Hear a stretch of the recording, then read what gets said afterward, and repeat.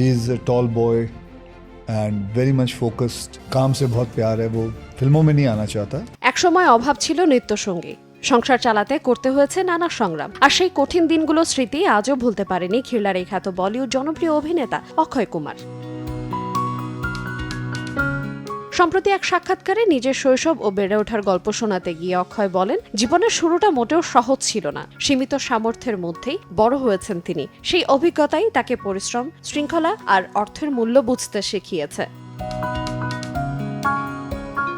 বর্তমানে শত শত কোটি টাকার সম্পদের মালিক হলেও সন্তানকে বড় করার ক্ষেত্রে সেই একই শিক্ষা অনুসরণ করেছেন এই অভিনেতা। অক্ষয়ের ভাষ্য, অর্থের মূল্য বুঝতে হলে নিজেকেই পরিশ্রম করতে হবে। He is also into health, I am also into health and उसको भी काम से बहुत प्यार है. वो फिल्मों में नहीं आना चाहता. এমনকি এই তারকার একমাত্র ছেলে আরাফ বিলাসী জীবন নয়, বরং নিজের উপার্জনের পথ বেছে নিয়েছেন। ছেলে নিয়ে প্রশ্ন উত্তরে অক্ষয় জানান, তার ছেলে আরাফ অনেকটা তার মতনই, স্বল্পভাষী, স্বাস্থ্য সচেতন। কিন্তু বাবা ছেলের মধ্যে ভিন্নতা হলে অক্ষয় পুত্র সিনেমা জগতে আসতে রাজি নন এবং সে ফ্যাশন ডিজাইনার হতে চান। নিজের স্বপ্নে অবিচল আরাফ খুব পরিশ্রম করছেন উল্লেখ করে অক্ষয় আরো বলেন, বর্তমানে মাসে মাত্র 4,500 টাকা বেতনের একটি চাকরি করেন তার পুত্র। 4,500 की नौकरी कर रहा है वो.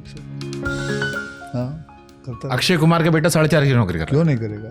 ইচ্ছা করলে বাবার পরিচয় বা সম্পদের উপর নির্ভর করতে পারতেন আরাফ, কিন্তু পরিবারের শিক্ষা তাকে নিজের যোগ্যতায় পথ চলা শিখিয়েছে। অভাবের দিন থেকে আজকে সাফল্যের শিখরে পৌঁছানো অক্ষয় কুমারের এই যাত্রা যেমন অনুপ্রেরণার, তেমনি সন্তানকে স্বনির্ভর হিসেবে গড়ে তোলার তার এই দৃষ্টিভঙ্গিও সামাজিক যোগাযোগ মাধ্যমে ব্যাপক আলোচনার জন্ম দিয়েছে। আইরিন আয়াত, সময় সংবাদ।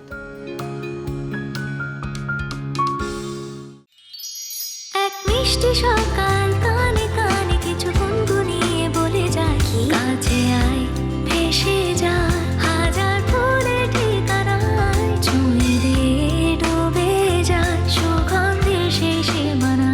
তিব্বত লাক্সারি সো, বাংলাদেশের রূপ।